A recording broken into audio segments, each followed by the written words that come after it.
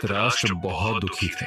उन्होंने श्री कृष्ण से पूछा, हे माधव, मैं जन्म से अंधा हूँ, यह तो ठीक है, लेकिन मेरे 100 के 100 बेटे युद्ध में मारे गए। ऐसा मैंने क्या पाप किया था कि मुझे इतना बड़ा दुख मिला?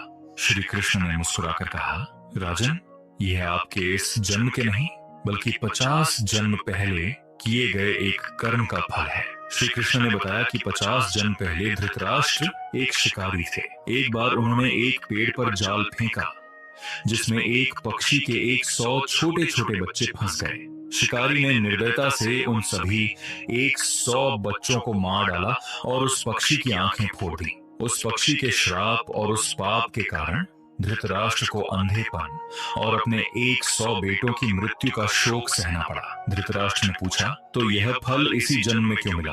कृष्ण बोले, पुण्य इकट्ठा करने में 50 जन्म लग गए, क्योंकि 100 बेटों का सुख पाने के लिए पहले उतना भाग्य भी तो चाहिए था। यह कथा सिखाती है कि कर्म कभी पीछे नहीं छोड़ते, वे लौटकर जरूर आते हैं, चाहे कितने ही जन्म क्यों न बीत जाएं। इसीलिए रामायण काल में नल एक बार अर्जुन को अपनी धनुष विद्या पर बहुत घमंड हो गया। उन्होंने श्री कृष्ण से कहा, प्रभु, रामायण काल में नल और नील ने पत्थरों का पुल क्यों बनाया? अगर मैं होता तो अपने बाणों से ही पूरा पुल बना देता। कृष्ण मुस्कुरा दिए और बोले, अर्जुन, बाणों का पुल एक छोटे से बंदर का भार भी नहीं सह पाता।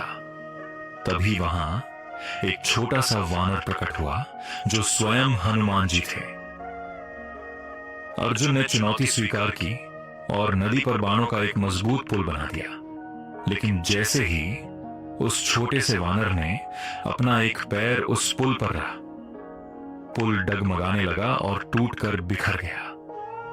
अर्जुन हैरान रह गए।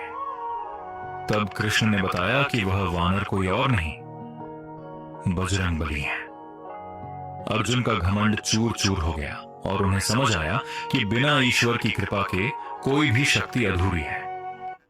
रणभूमि में पड़ा था वह योद्धा जिसने जीवन भर अपमान सहा पर दान देना कभी नहीं छोड़ा। वह थे कर्ण। कर्ण ने कभी किसी याचक को खाली हाथ नहीं लौटाया। सोना, रत्न, घोड़े, हाथी जो मांगा गया दे दिया, यहाँ तक कि अपने कवच और कुंडल भी दान कर दिए। जब उनकी आत्मा स्वर्ग पहुंची तो उनके सामने सोने के महल खड़े थे, रत्नों के पहाड़ सजे थे, पर जब भोजन का समय आया उन्हें अन्न नहीं मिला। कर्ण ने आश्चर्य से पूछा, मैंने जीवन भर दान किया, फिर मुझे भोजन क्यों नहीं? देवताओं ने उत्तर दिया, तुमने स्वर्ण दिया पर कभी अन्न दान नहीं किया। तुम्हारे द्वार पर कोई भूखा नहीं आया और तुमने स्वयं कभी अन्न बांटने का विचार नहीं किया। कर्ण मौन हो गए। उन्हें पहली बार एहसास हुआ, दान केवल वैभव का नहीं, जरूरत का होना चाहिए। उन्होंने विनती की, मुझे पृथ्वी पर लौटने का अवसर दीजिए। कहा जाता है उन्हें 15 दिनों का समय मिला। उन्हीं दिनों में उन्होंने अन्न दान किया और इसी से पितृपक्ष में अन्नदान की परंपरा जुड़ी मानी जाती है। कर्ण ने युद्ध हारकर भी एक अंतिम शिक्षा दे दी, सबसे बड़ा दान वह है जो किसी